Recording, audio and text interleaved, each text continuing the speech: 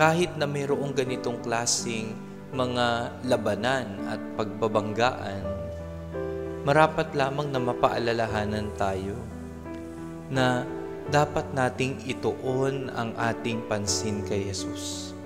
Sapagkat talagang mayroong mga labanan at tunggalian tayong haharapin. Hindi madali.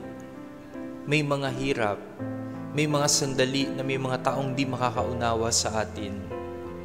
May mga pagkakataon na mabuti ang hangarin natin, pero mapapasama pa tayo. Pero ang panganyaya ng Diyos sa atin, sa sandali na pinapag-alam na natin ang ating kakayahang makinig sa Kanya, doon natin higit pang ituon ang pansin kay Jesus.